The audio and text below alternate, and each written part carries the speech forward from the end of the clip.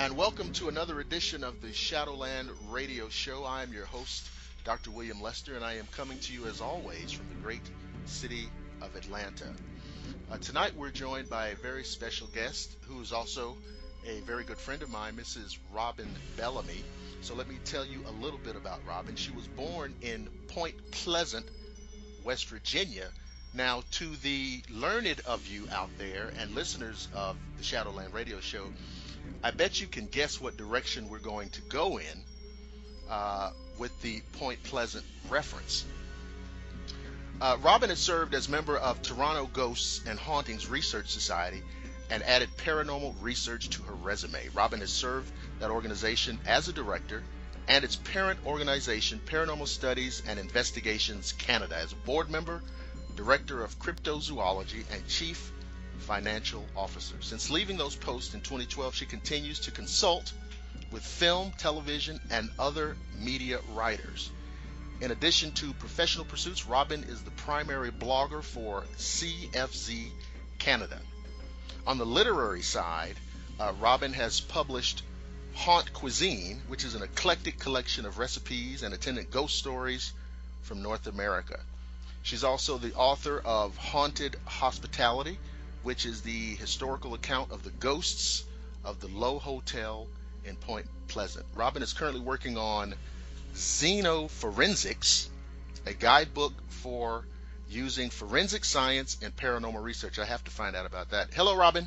Hello. I am very glad to have you joining us on the Shadowland Radio Show.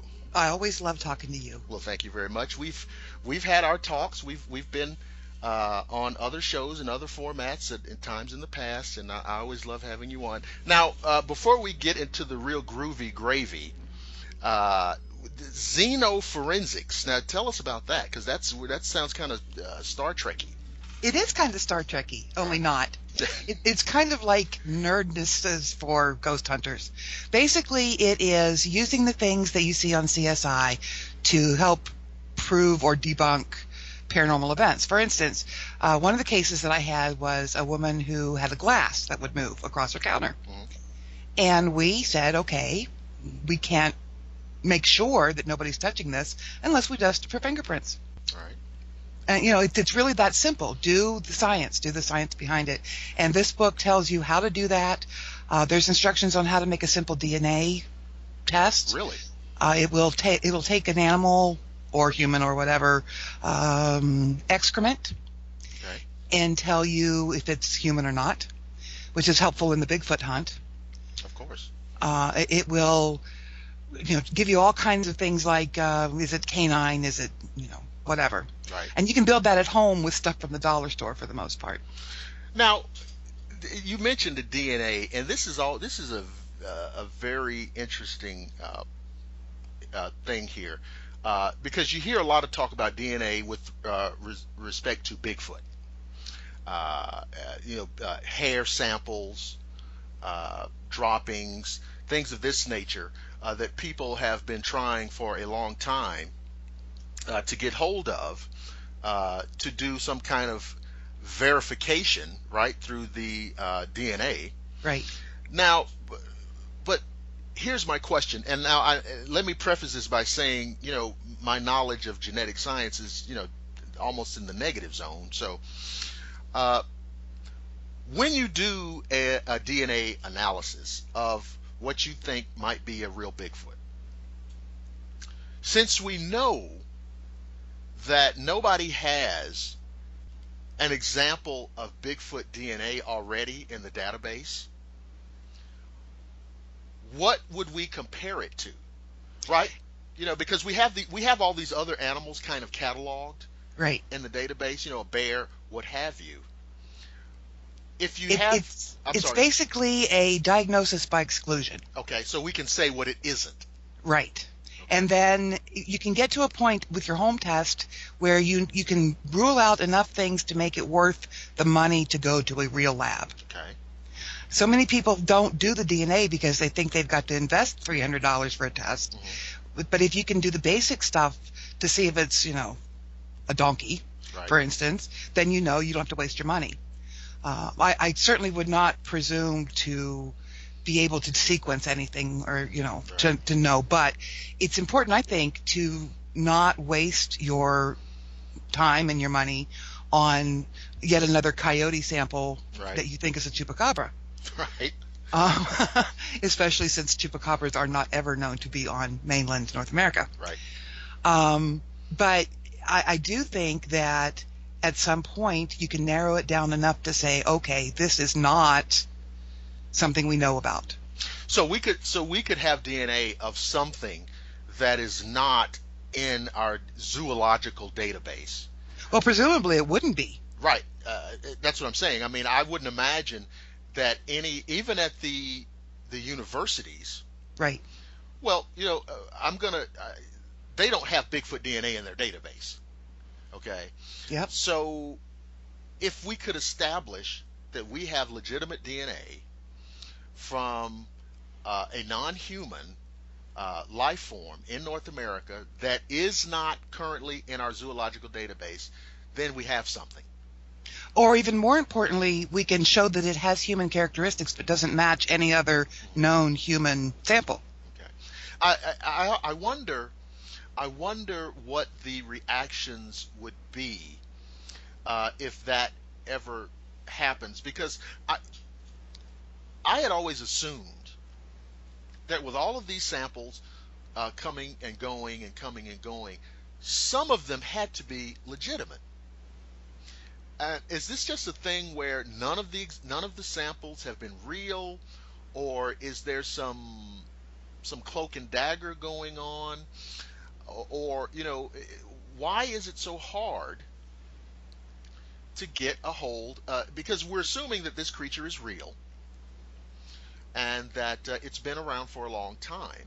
So why is it that all of our samples have turned out to be, kind of not what we were hoping for?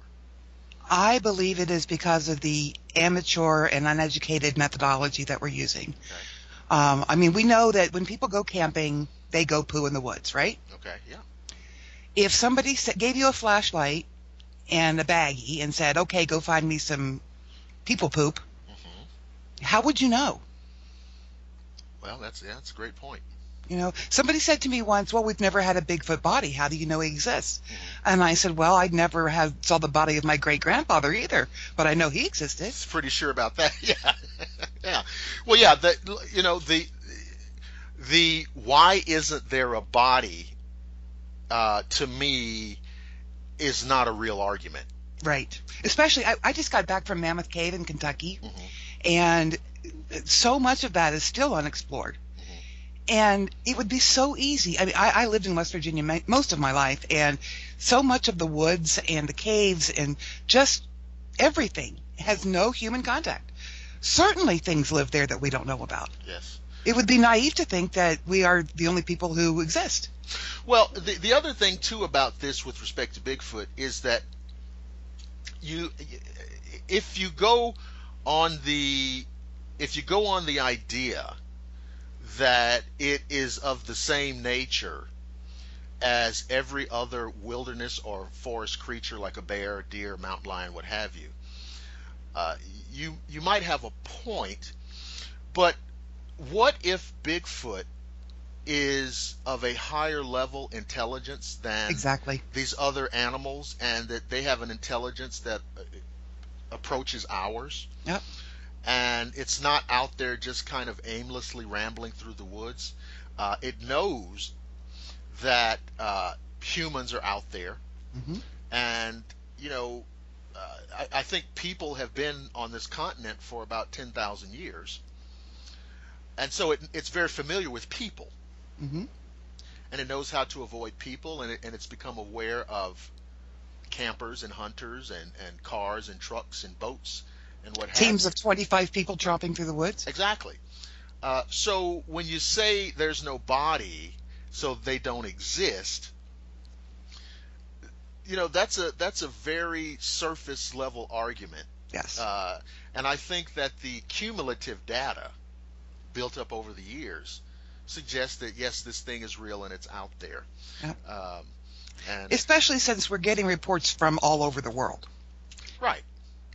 And I've often wondered, there's this real reluctance to say, it's almost like in that scene in The Wizard of Oz. Pay no attention to this, look at this over here and not this over there.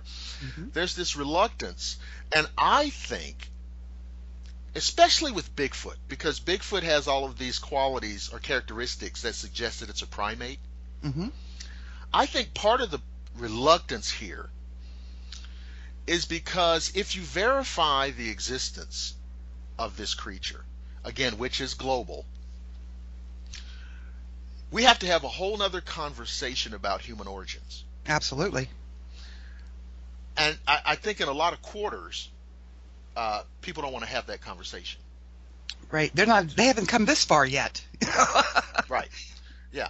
So, the whole thing, and I dare say, and I'm kind of reaching here, but I think that if you verify Bigfoot,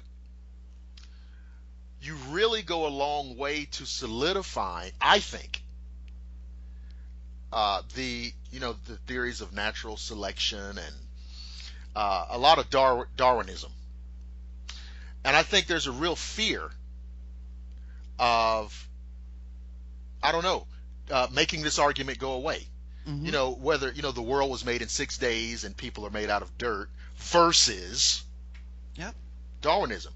And I think that argument kind of fades away as we piece together. Because what are the odds, if we verify Bigfoot, what are the odds, do you think, that we're going to find out that somehow we're related to it? Oh, I think it's a very good possibility. You see, so, you fill in that gap in the evolutionary tree, if you will. Yep.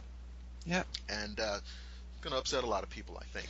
Well, and if Bigfoot is real, then so many other things could be as well. Oh, well, you remember the old analogy of, don't open the door a little bit because somebody might kick it all the way down. And you're right. I talked about this with another guest. If Bigfoot is real, well, what about Chupacabra? Or aliens. What about aliens? And of course, you start talking about aliens, you really start talking about shaking up the world view. And it's very strange in the 21st century that people still believe that the Earth is the center of the universe. It's crazy. So our universe isn't even the center. It's not even, exactly. The universe is not the center of whatever contains it, right? Right. So, but speaking of, if that's real, then what about the other thing? We have had conversations in the past about this unusual creature from your hometown called Mothman. And I have to tell you, I read about Mothman for the first time when I was 7 or 8 years old. And it scared me to death because I read the story of the people being chased in the car. Yes. Which I want you to tell the audience in a minute. And it was horrifying as a child. And I've been intrigued by the Mothman story ever since. I read the Mothman prophecies many years ago, John Keel. And it was one of the best books I've ever read, still to this day. And I am just so fascinated by this set of circumstances in this little place in the 60s. And so let's do some Mothman 101. You are from Point Pleasant, West Virginia, so set it up for us. I was born in Point Pleasant only because there was no hospital in my town. I'm actually originally from Ravenswood, which is about maybe half an hour up the Ohio River from Point Pleasant. Born in 61. I'm not ashamed to say that I'm old. And now, ladies and gentlemen, I want you to verify that I didn't say that. Yeah, well, I've earned every gray hair, let me tell you. And I actually did not grow up knowing anything about Mothman. Okay. I knew about a bridge collapse. Yes. We'll get to that in a minute. Okay. So it starts with what they call the Mothman flap, which is a series of events all kind of strung together, started in the fall of 1966. Okay. There were some guys digging a grave, and they saw something weird, and they decided they weren't going to tell anybody about it because everybody would think they were nuts. And then about 2 weeks later, there were two couples out parking in an abandoned TNT production area from World War II. Okay. And, they were out there doing what young adults do. Mm-hmm. And they saw this thing, this black thing with wings and red eyes. And it scared them, of course. Sure. It's roughly 7 feet tall, so you can imagine. So they got in the car and they tried to drive away back towards Point Pleasant with the intent of alerting the authorities. And as they left the area, and the more they accelerated, this thing flew above their car the entire windy little river road. Mm-hmm. It's got a wingspan that covers 2 lanes. And it flew at 100 miles an hour, matching the speed of the car. And this is the 60s, so cars could really move back then. Right. Yeah. Everything was souped up and right. Hot rods. Yeah. And followed them all the way back to town without once flapping its wings. See, that bothers me. Yeah.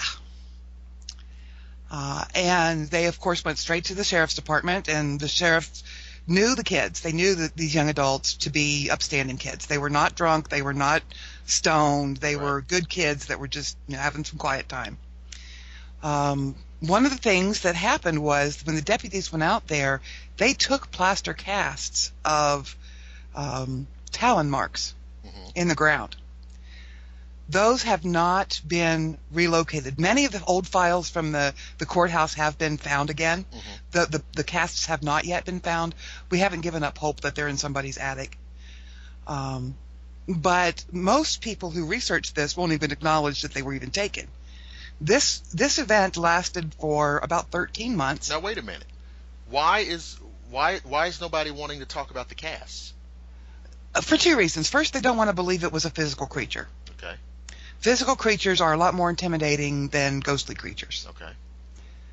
But also because nobody wants to believe that this thing exists. Okay. They either write it off as a misidentification, or they were drunk, or it's mass hysteria, or something. But we're talking about a town of 3,000 people, roughly. Yeah, and 4 people don't constitute a mass. And they weren't the only ones that saw it, though. Right, I mean, adults, police officers, teachers, clergy. Sure. And not just in this one area, but all over town. Mm-hmm. There were other things happening as well. There were incidences of people having poltergeists in their homes. Mm-hmm. There was a great increase in reports of UFOs, but I have to clarify that. Okay. At that point in time, Point Pleasant was in the flight path for a airport in Huntington, West Virginia, and still is sometimes, but it was the basic flight path. Okay. It also has a long history dating back to prehistoric times of aerial phenomenon. So it's a UFO corridor anyway. Okay. Because people will automatically try to conflate. Right. UFOs and Mothman. Okay. They must be connected. Right. But also because they're hypervigilant right now, they're noticing things that they didn't notice before. So I'm not comfortable saying that Mothman is directly connected to an increase of UFO sightings. Right. Because those sightings have occurred before and since. Okay. A lot of people were having precognitive dreams. Okay. And these were people who were, God-fearing Baptists who would never assume that they had any kind of power. And this went on for 13 months. Mm. It received national attention. It received police department investigation. It was treated with respect for the most part. And then they started calling in experts, and that's when it all went south. Okay. Somebody tried to explain what was going on, and the locals started to be a little insulted because the explanations were so ridiculous. So in December of 1967, 2 weeks before Christmas, The stoplights at both ends of the local bridge between Ohio and West Virginia malfunctioned. Okay. Both lights were red, making the bridge bumper to bumper full of cars. Okay. Okay? You couldn't get on the bridge, you couldn't get off the bridge. At that point, the stress of the relatively unknown way the bridge was built caused what they call an eye bar to break. Yes. And after that, they say Mothman was not seen again. So it was a natural thing for them to think that Mothman caused this bridge to fall. I have two problems with that. Okay. First of all, there have been many, many, many Mothman sightings since then. Okay. Second of all, they were less focused on Mothman because they had just lost 46 friends. Absolutely. Some of those bodies were never found. Oh my goodness. There were cars at the bottom of the river. It was horrific. It was a huge, personal, painful disaster. Mm-hmm. They're not going to worry about Mothman. Right. And, over time, they just didn't pay that close attention. Now, was it true that at the time of the bridge collapse, that the bridge itself was not in optimum condition? Yes and no. Okay. It was in serviceable condition, but they didn't have the rules back then that they have now. Okay. Largely because of this bridge collapse. They have redone a lot of the safety features, a lot of the safety inspections. They immediately dismantled a bridge made the same way up the river in St. Mary's, West Virginia, to prevent something like this happening, and they have completely changed the way bridges are made now. Yes. So in that respect, it probably has saved a lot of lives as well as cost some, but it was not a bad bridge. It had some issues. And for 1966-67, it was okay. But it was not intended. So in other words, because of the malfunctioning stoplights, right, and there were additional cars right on the bridge, adding to the stress. Right, and it was a stress all the way across rather than a movement of stress. Mm-hmm. I'm not a physicist or anything like that, but bridges are constructed to handle moving objects. Right. So when they stop moving, the bridge doesn't know how to handle it. All of that weight is just it's at a standstill. Right. And it's right. just putting so much pressure on. Okay. Yeah. Yeah. So it was a tragedy, to be sure, but probably not something that you want to reasonably connect to the Mothman. The only reasonable connection, and some people do make this connection, and I really can't fight it too adamantly, is that Mothman came to the area because it had some kind of foreknowledge. Okay. It was a harbinger. Okay. I can't fight that. I can't disprove that. Well, that is the kind of esoteric idea that you can't prove or disprove. Right. But I feel completely comfortable saying Mothman did not cause that bridge to collapse. Right. And I can say that and still believe in Mothman. Right. Right.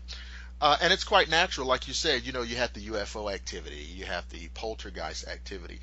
Now, I also understand that, and now I have to admit, I'm pulling this from John Keel's book because he was there at a certain point. Quite a lot, actually. Right. He was there kind of documenting whatever he could, but Men in Black were reported there. Still are. And still are. Okay. And so you have this wide range of different kind of manifestations, of which we kind of use the term Mothman as kind of a catch-all to all of the weirdness that was going on, and it does make one wonder if we can't connect these things. It's even stranger, because what on earth was going on? Well, there are many schools of thought, one of which is the ancient curse of Chief Cornstalk. Oh, yes. What they are probably thinking now is the first battle of the Revolution, fought in Point Pleasant. And when Cornstalk came to them in friendship, they murdered him, and he uttered a curse on the land in his dying breath. And that's powerful stuff. Okay. But you also need to know that Point Pleasant, West Virginia sits in an area called the Rome Trough. Okay. The Rome Trough is an area that creates radon gas at a different level than most places and has an unusual gravitational effect. Okay. So while it's not strong enough to cause hallucinations and that kind of stuff, it is different enough for science to have noted it. Which means that there are possibilities that we might not have considered. Exactly. There could be a completely, perfectly normal scientific explanation for why these kinds of things happen in that place. And it doesn't matter whether the things that are happening are real or not. It could be connected to this scientific fact. And that's quite a large area that starts in northern Kentucky and goes up through Point Pleasant. And nobody ever talks about it, and that's really frustrating because I think the more we apply science, the better understanding we're someday going to have. Well, I was thinking about this book you're doing on Xeno forensics, and it's very interesting to me because what you're doing with this book is actually addressing something that I've been talking about for a pretty good while, and it's the following thing. When you try to have a conversation with a, quote, a person in the mainstream sciences about things like this, Mothman and what have you, well, they're going to respond to you based on their training in the scientific method. Yep. I mean, that's only natural. And according to the scientific method, these things don't exist because they're not reproducible on demand. They cannot be contained and controlled in a control group, or any of the processes that you carry out in a laboratory setting to study and examine something. So by the parameters that they understand, these things cannot be real. Mm-hmm. Okay. I think what you're doing is a step toward expanding those parameters, because these things can be real, but they're just outside the box of how the mainstream scientists look at reality. Well, right now they're testing the idea of parallel universes with the Hadron Collider. Right. And I think that's opening so many minds. And I'm hoping that mainstream science will start to accept this out-of-the-box thinking across the board. Well, you, of course, remember a time when the idea of parallel dimensions was strictly a tool of science fiction. Oh, yes. And it was something that, in almost every science fiction story, or it was a main ingredient. It was a mainstay of science fiction writers. And now you have these physicists talking about this being probably a reality. Mm-hmm. And if other dimensions exist, well, what's the next area of inquiry? Well, what populates these other dimensions? Mm-hmm. Okay. And what is their effect on us? Right. I mean, is there, as in science fiction, are there cross-dimensional overlaps? Where things kind of, come and go, mm-hmm. or what have you. And when they do, we get a glimpse of them. They're there 1 minute and gone the next. That would explain a lot of things. Well, I think one of the things that we forget in our arrogance is that people at one point believed the earth was flat. Right. They at one point believed that nothing could fly. Correct.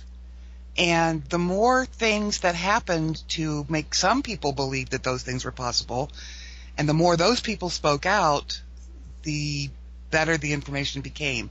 And I think that we're going through that now in terms of what used to be thought of as occult or paranormal. Mm-hmm. I think we're growing, and I'm so pleased. Unfortunately, we had to deal with a lot of reality television to get there, but at least the conversations are starting to go in the right direction. Yeah, and that's let's talk about that for a minute, because there's a proliferation, of course, on TV of these various types of programs covering various types of topics, and of course, some are better than others. Some are really engaging and interesting, and some are barely watchable. But it has served to bring these things into the arena of thought and conversation and debate. I watch some of these programs, and probably like you can watch something, and in about 10 minutes I can't watch this anymore. Yeah, I'm actually not allowed to watch them on the family TV because I tend to throw things. Uh-huh. And my husband doesn't want to replace the TV every week. I don't blame him. And because what's happening is, of course, it's a television show, right?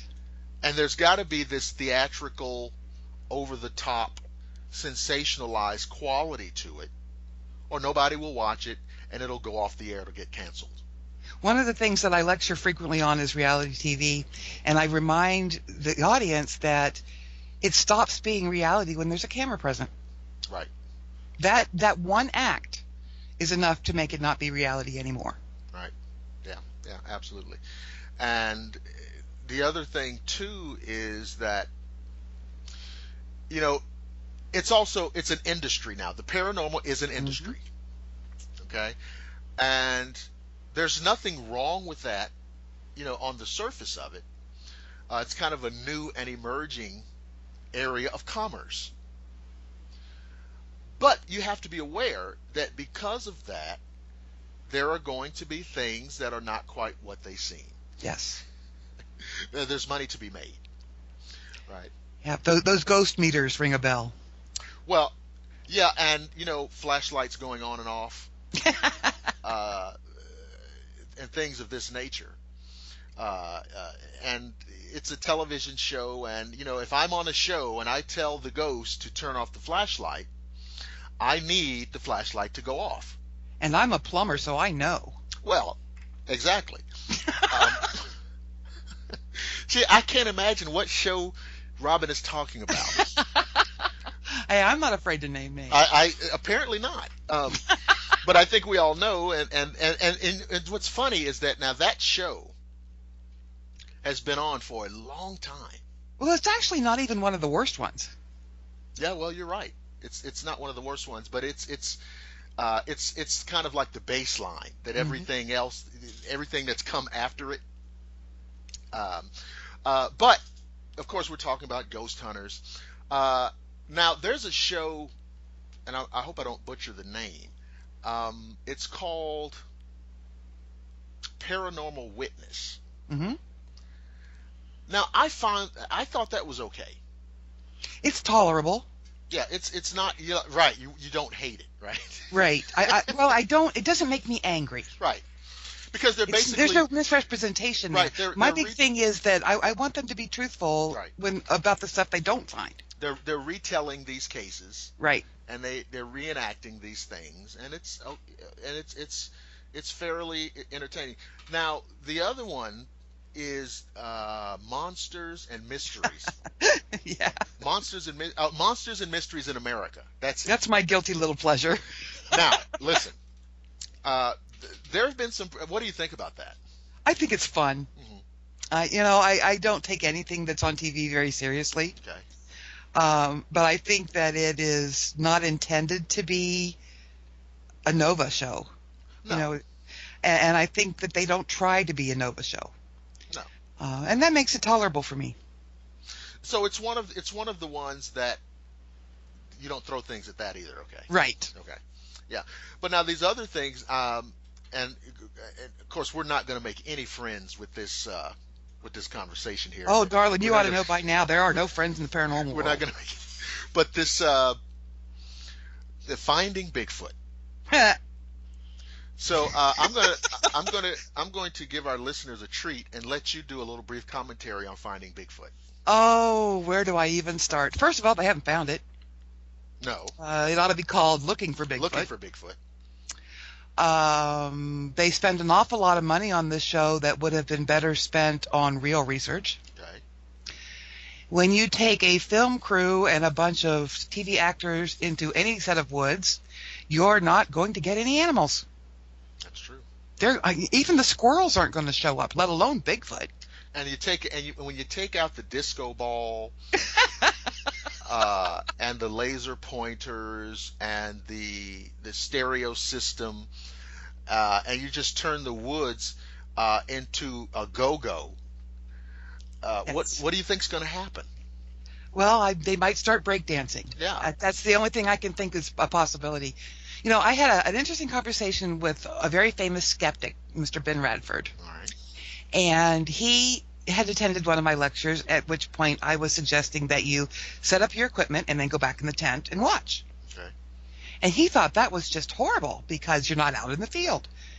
And I said, okay, well, two things. First of all, if you're out there, it's not going to come out.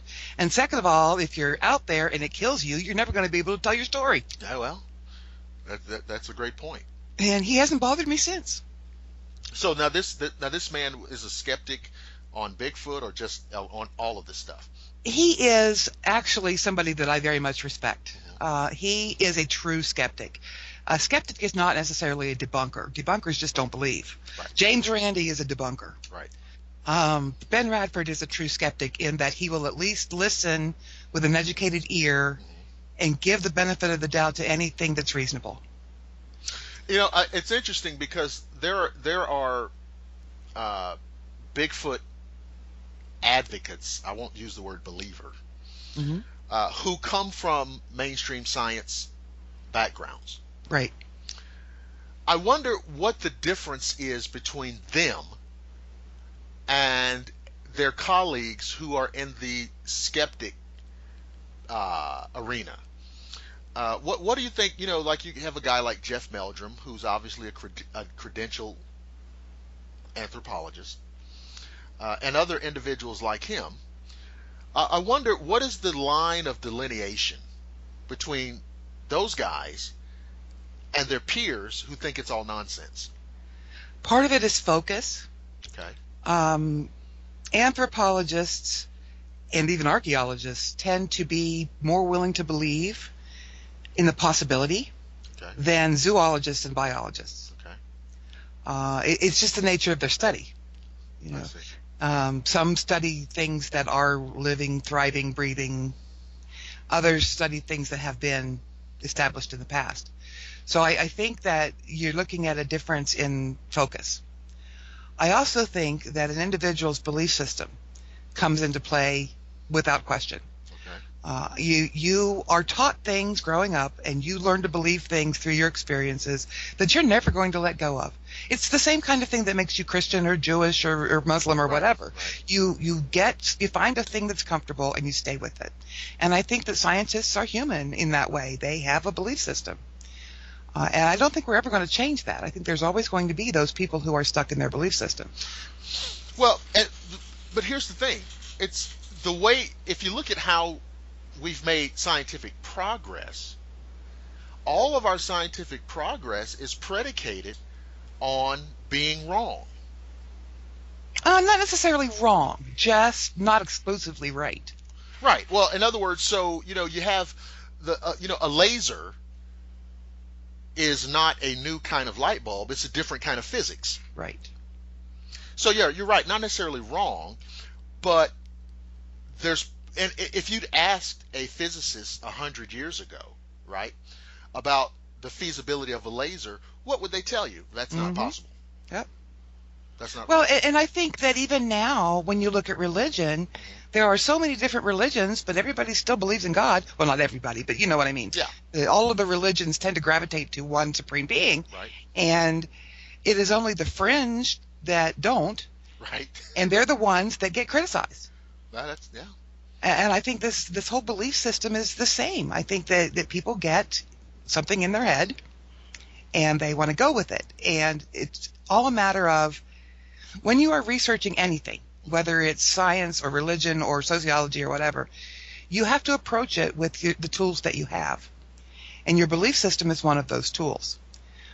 The difference between a good researcher and a poor one is the willingness to say, you know what, I might be wrong. Well, yeah, that's a good point. That's a very good point. And you see this back and forth with all of these subjects, whether it's UFOs, and it's the UFO. It's very interesting to me because you can take astronomers, or I guess they're called astrophysicists or what have you, and it's interesting because most of them are very excited about the possibility of intelligent life out in the universe. Mm-hmm. Oh, it's out there. It's got to be out there. In fact, they'll say it's all over the place. Yep. But they don't want to talk to you about UFOs. And I spoke with a person who was affiliated with SETI in a conversation, and we had this talk, and I got down to this to this idea, and I said, listen, you think that there's intelligent life out in the universe? I do too. But if you're telling me that you are interested in finding intelligent life out in the universe, perhaps technologically advanced life out in the universe, and at the same time you have no interest in reviewing the UFO data, I don't think you're being serious. That's right. They're out there. They're just not as smart as us. Right. Yeah, pretty arrogant stuff. Yeah, I think that's I made that calculation. I don't think you're being serious. I think you're serious about SETI maintaining its funding. Because if aliens are coming here, or have come here, or will come here, you don't really need SETI, do you? Yep. And so I think a lot of that is what's going on too. Yep. We've got to all justify our existence, and our job, etc. So all of these things. So after the bridge collapses in Point Pleasant, the traditional thinking is that there's no more Mothman sightings, but you know that that's not true. Correct. Okay. Even in Point Pleasant.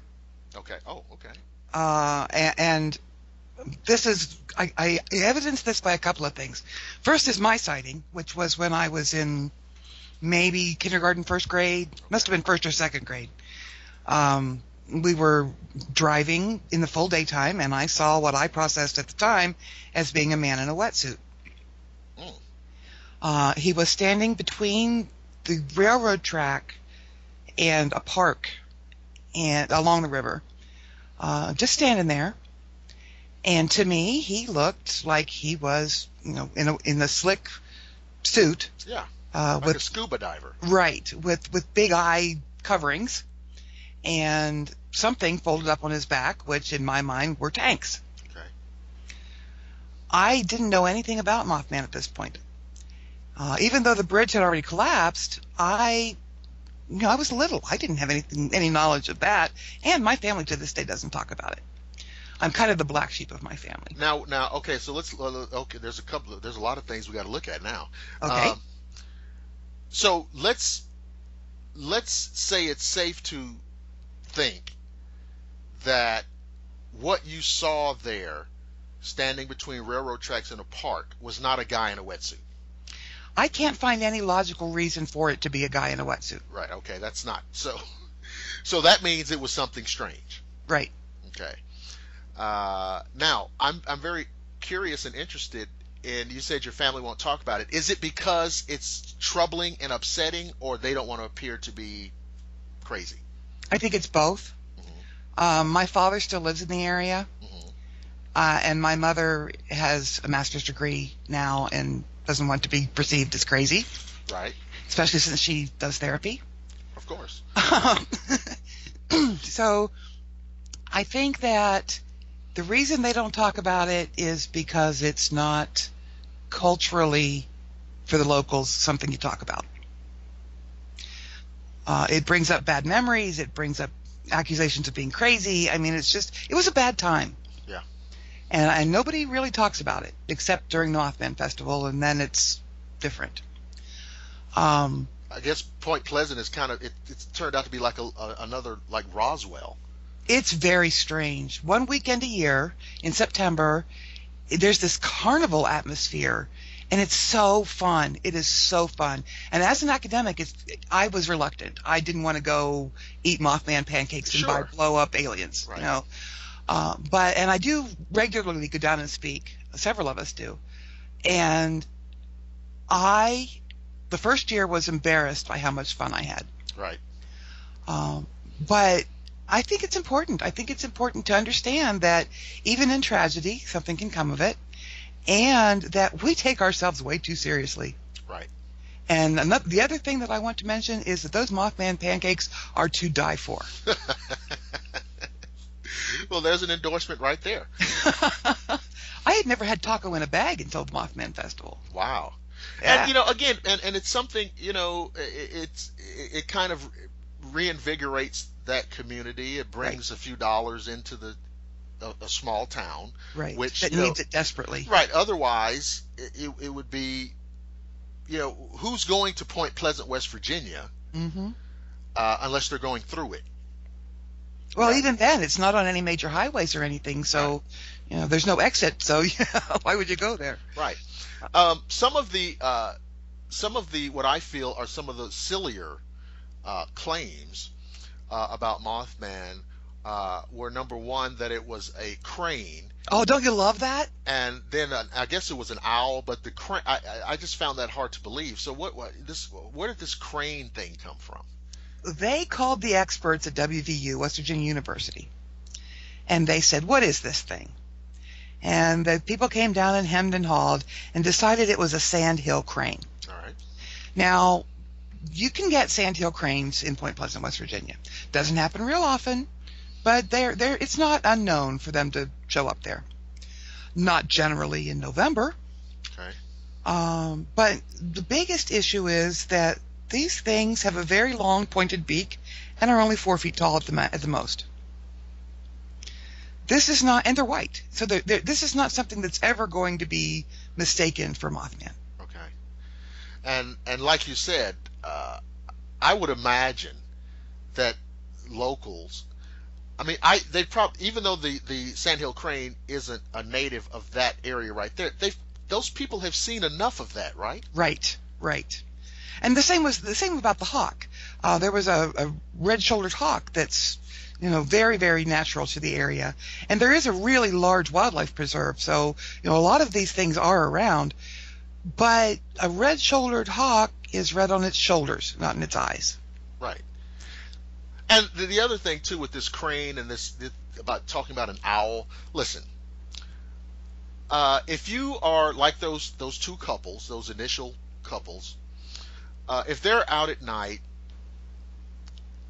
I can understand if you see a hawk or an owl, swooping down. It might startle you for a moment until you kind of calibrate and say, "Oh, okay, that's a hawk," whatever. And it's not bigger than I am. Right. I can't imagine a circumstance where, if that's what they saw, they jumped in the car screaming down the highway, bloody murder. Right. Because culturally, this is a place that culturally takes a week off for Thanksgiving to go deer hunting. Right. So, these are not people who are unfamiliar with wildlife. Right. And so, no, those people, based on their reaction, saw something that scared the daylights out of them. And it wasn't a crane and it wasn't a hawk. Right. And they saw it for 13 months. Yeah, that's a pretty good long while. There was one thing I read, and I think you mentioned it earlier, that really bothers me about Mothman. It's that it was witnessed standing on the ground and going up into the air without flapping. Right. And no engine sounds. Right. Now, if you take into account that this thing is, I just say it's man size, 7 feet tall, but it's roughly Charles Barkley size. exactly. Okay, it's the size of a very large man. According to all of the physics and laws of aerodynamics that I understand, Hmm. that shouldn't be able to. That's not possible. And that's the biggest argument for it being something otherworldly. Okay. There is nothing in nature that can do that, Right. that we know of. Right. And that's the big thing that makes people say, no, it's not a cryptozoological study. It's alien, or it's, some kind of occult thing. But it has, but then it has wings. It has wings, so one would imagine that those wings serve a purpose. Right. But when it's taking off, it's not flapping its wings. When it's chasing this car down the highway, it's not flapping its wings. How do you keep up with a car that's going 100 miles an hour and it's not flapping? Yep. That's very frightening, because to me it does suggest that this is something other than just some kind of weird animal we don't know about. Except when you take in the Bigfoot theories that Bigfoot has extra kinds of abilities Okay. that are superhuman. If Bigfoot can read our minds and avoid us, is it not possible for Mothman to be able to fly in a non-traditional way? Well, sure. I mean, it's anomalous. It's possible, but whatever that explanation is, it's anomalous. Yes, yes. You know, It is a stretch of some kind. yeah. And like you mentioned, Bigfoot. I think a lot rests on how intelligent it is. Yes. I don't think that it's comparable to a gorilla. Well, I think the precognition stuff comes into play with this as well. Some of the places that Mothman has been reported have been disasters. Okay. Chernobyl. The 9/11 stuff has Mothman-related stuff. The bridge that fell in Minnesota, was it Minnesota? Yeah. Has a Mothman story associated with it. And instead of it being something that causes these horrific events, why couldn't it be something with a superhuman ability to know that it's coming and be there? Yeah, that's a viable explanation. It certainly is viable as it makes it happen. Right.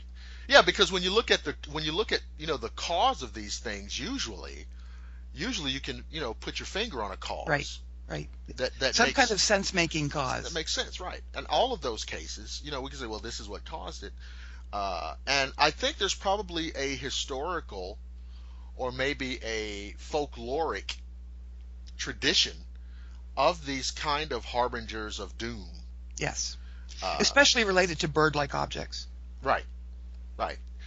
So it's, but then, it gets back down to the question, what is it? What is Mothman? What is it? Is it something that Chief Cornstalk conjured up? Is it something alien? Is it something that just pops in and out of some weird parallel reality? And the really scary question is there only one? It would be very scary if there was, because it's all over the place. Right. But it's even scarier if there's a breeding population. Because then there's got to be at least 500 of these things. What was the story that came from England that they call the Owl Man? And that seemed very similar to Mothman. It was. I don't really know all the details.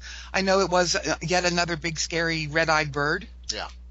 But and of course, you have things like phoenixes and thunderbirds, and in the Orient, flying humans are a big story. Hindu cultures have bird people. Mm-hmm. There are lots and lots of cave markings that show, humans that fly. So, this is by no means a new phenomenon. There's a very entertaining 1970s B movie. Oh, I love my 1970s B movies. Gargoyles. Ooh. I think it had Cornel Wilde. Oh, love it. And Bernie Casey. And if you watch that movie, it makes you think of these type of things, these kind of flying humanoid, these gargoyle type flying creatures. I mean, even though it's obviously, in the form of a fantasy film. In this film in particular, no, it's an isolated town out in the middle of nowhere, and these things are flapping all over the place, terrorizing people. And of course, nobody believes it at first. You start talking about gargoyles. It sounds ridiculous. Except, in the story, of course, they're real. And there's this whole thing. We have this long tradition, you're right, of these flying, quasi-humanoid angels. Exactly. A lot of these ancient cultures, I know, like in Mesopotamia, I know the Aztecs, they all have these winged anthropomorphic beings. And it makes one wonder if there isn't something real behind it. In our modern day and age, we look at Mothman and we look at Thunderbird and we look at Chupacabra. Oh, I was going to ask you I had a Chupacabra question. Okay. Because okay. I'm sure that you remember back in the 90s when we first started hearing about Chupacabra, mostly coming out of Puerto Rico. Mm-hmm. All right. And it was described as this kind of gargoyle type creature. Spiny, ridgy, yep. Kind of semi-reptilian with a forked tongue, and it hops like a kangaroo, and it had wings. And how they got from that to a mangy coyote, I do not know. That was my question, because I looked around and I started seeing things about Chupacabra, and all of a sudden it's like a mangy dingo. Mm-hmm. And I thought to myself, I know what's happened here. Hollywood. The media. Yeah. Yep. Media.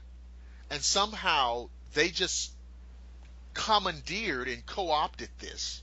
Well, look what Ghostbusters did to ectoplasm. Ectoplasm doesn't come out of the wall. It comes out of the medium. Right. And I think it's the same kind of thing with the Chupa. They've made it bigger than life, and now it has lost all semblance to the real story. Right. And so you have these, obviously, whatever these little canine things are, it's some kind of it's some kind of weird thing that's real, because I know they've killed some. Mm-hmm. So those things are real, but those things are not Chupacabra. Right. But that's an example of how crazy things can get when these issues and when these topics get caught up in the swirl of the media and Hollywood. And people's need to be in the spotlight. Oh, is that what you're not suggesting that people will do things to get a camera on them? You think? And to get some publicity. That's an outrageous certainly accusation. Nobody with a doctorate degree and some experience in DNA would ever do something like that. No, that's outrageous. Yeah, but truly, it is the common people that get caught up in this. They see the reality people as normal, just like them. And then they think, well, if he can do that, I can do that. Oh, look, there's a dead dog. Oh my gosh, maybe it's a Chupacabra. Well, okay. Now, see, you've done a lot of media. I've done way too much media. Okay, so now you tell me if this isn't true or not. Okay. How many people that are in and around paranormal research, I don't care what it is, how many of them want a TV show? Want one? Everyone. Okay. All right. Because I've had the same experience. Many people get into this business simply to get a TV show. Exactly. I've had conversations with many people, and somewhere, well, I was thinking about doing a show, or so-and-so said they want to do a show, and this. I've had more people talk to me about shows that have never seen the light of day, okay, and are not going to. And so that's become another kind of element to this whole thing. We all understand now that if the possibility exists for the cameras to be on me, that kind of thing. Well, and my problem with that is people think that reality TV stars make money. No, they don't make money. No, even the Ryan Buells of the world don't make money. Yeah, I think and I may be wrong here. I mean, I think the plumbers make money. It's not a huge amount. But I don't mean the plumber's assistants. Oh. No, I know but I think the plumbers are doing okay. But you're right. By and large, it's not a lucrative. And largely because they don't have to hire union actors. Right. Because it's technically not fiction. So your writers don't have to be union. You can pay them less than scale. Mm-hmm. And it's really rather sad. It's basically just TV slavery. Yeah, yeah. But there's a lot of people who, the idea of saying I'm on TV. Mm-hmm. And of course, there's a kind of naivete where, hey, if I can just get on TV, who knows? There's a lot of things that can open up, and I can be a star. I mean, I'll be discovered. Exactly, that kind of thing. So that's something that's going on. It's so sad too, because it has ruined so many lives and so many relationships, because you start believing your own stuff. Yeah. And you just lose yourself in this business, and it's unfortunate. You start even. I'm going to drop names again. Okay. Ryan Buell, I adored when he was growing up. Paranormal State, right? Yes. Mm-hmm. He was a legitimate researcher. Okay. He was a smart kid with some great ideas, and then Hollywood got a hold of him. And did he change? I don't know his story. He very much changed because there was a pressure to produce. And to always be better than the last thing that he did, to the point where it started to all be fake, and then there were personalities involved, and then fraud got involved, and it just spiraled out of control. And the stories that are still going around about that particular group, it's just so sad. And if he had been left to his own devices, to stay at his college level group and just do research, I think we could have had wonderful things come out of him. But instead, he's better known now for coming out of the closet as gay, marrying his best friend, and charging a lot for seminars that were never put on, and all of this other gossip magazine stuff. So that's really what it's just reduced to, that kind of stuff. It is, and it's happening all the time. I shudder to think what Long Island Medium's life is going to be like in 5 years. Yeah. You're right. I've seen that, and I said, this has the makings of a tabloid level nightmare. Well, and it's also why I'm really careful about who I associate with. I have 2 adult daughters and a teenage son. Okay. And I don't ever want them to be in a position where somebody randomly walks up to them and says, I saw your mom on TV. She's a nut. Right. Right. The other side of that is you so lose your anonymity. I have been in Walmart and had people walk up to me and say, I have a ghost in my house. Will you come over? And I'm like, no. Excuse me, who are you? Yeah. But that happens the minute you're right. I mean, but the minute you are, you're on the internet, you're doing media, you're doing interviews, you're doing people. I mean, I've had people say things to me or say things around me or of me, and I didn't know who they were talking about. Mm-hmm. Right? And that's just, it's the nature of it. And and the other thing, too, on the other side of the coin, you have some notoriety. If you have any degree of notoriety, there are absolutely going to be people who are going to dislike you. Oh, absolutely. Not because they know you and dislike you, but because you have notoriety. Yep. Okay?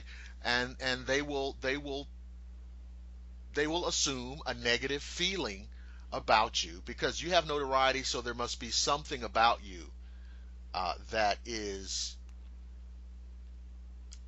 slimy. Well, you're like the Pied Piper of Hamelin. You can convince anybody to follow you. Right.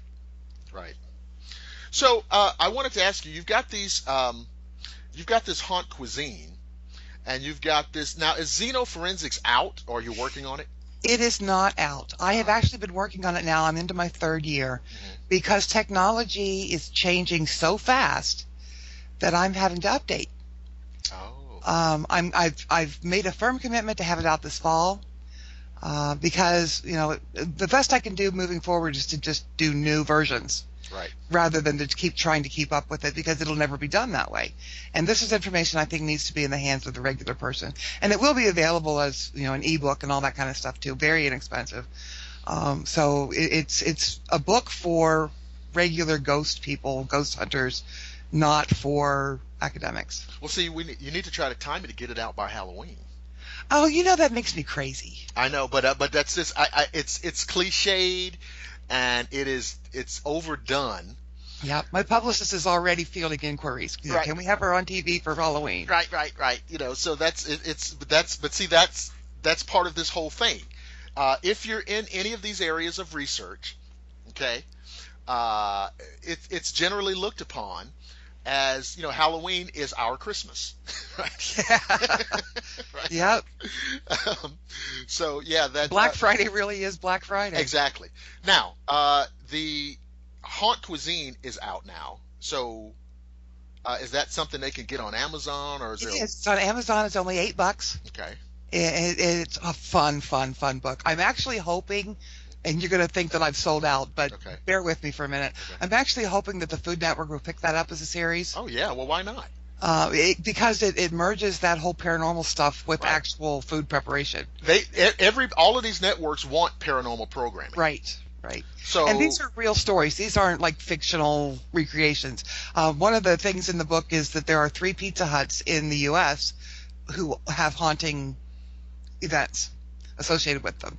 yeah. And that is paired with a recipe for homemade pizza. See, I would watch that. Yeah, I would too. I would watch that because I think that's interesting, and I homemade pizza. I'm going to watch that anyway. Right. Well, one of the other ones is the history of an author from West Virginia by the last name of Pancake, and how he haunts his childhood home. And guess what's paired with that? I can't guess. Homemade pancakes. Oh, see, the surprise is for everybody. Now, see, I didn't know you could make homemade pancakes. I thought you had to make it with Bisquick. That's right. Apparently, you can use real flour. Back in the days, before color television. Right. Oh, don't you love talking to somebody who's like 22 and they say, wait a minute, wait. Are you saying that at one point that none of the TV shows were in color? Yep. Yeah, well, that's what I'm saying. Well, and I get to talk about before we had a TV. See, now to me, that's over the line. I never had that experience. My cousin's home was one of the first places that tested cable television. Really? And it was because she was in Columbus, Ohio, and they were doing a lot of that technical stuff up there. And I was fascinated. Of course, you still had to stand up and walk across the room and change the cable box. But, Right. It was just amazing to me that you could have more than 3 channels. Well, I remember getting cable in our home, and it sounds so quaint and silly now, but I remember the Disney Channel was showing H.G. Wells' The Time Machine, the 1960 version with Rod Taylor and Yvette Mimieux. Remember that one? Oh yeah. And down at the bottom of the screen, they scrolled across, "This movie will be shown in its entirety without commercial interruption." I was like, what? I'm getting ready to sit here and watch this all the way through. Yep. It also changed childhoods, I think, because we didn't realize how intense things were watching them straight through. Wizard of Oz can be a very intense movie. Yeah, just straight through, yeah. Right. And, if you're not used to getting up and taking a stretch every 20 minutes, it can really be overwhelming for a 7 or 8 year old. The whole idea of watching a movie without commercials, which is like what you get at the theater, but you get that at home. It is a whole new different experience. Mm-hmm. Now you also had Haunted Hospitality, which is that is the Lowe Hotel, right? Tell us about that. The Lowe Hotel was started in 1901, virtually on the battlegrounds of the Chief Cornstalk murders, and is still a thriving hotel. Very, very haunted. Okay. And what we were able to do through the generosity of the people at the Lowe and the help of the West Virginia Culture Association and the archives was to document who those hauntings were in life. Okay. We've got names based on the behavioral profiles and the things that the ghosts do and say. We were able to find out who these people most likely were. And you could compare that to the historical records. And we were able to do that for the most part because the hotels only had like 3 owners ever. Oh, I see. Okay. And in 2 of those cases, the families lived at the hotel. Right. So the hauntings involved family members. So now this book is out too also. That people It is, and it's also $8. It is a very small book with a lot of information. Okay. So people, now that's what you need to do. You just go to Amazon and you know, haunted hospitality, or just put in Robin Bellamy. Robin Bellamy, just type it in, it'll come up. I don't want anybody emailing me saying that, oh, I can't find it. No.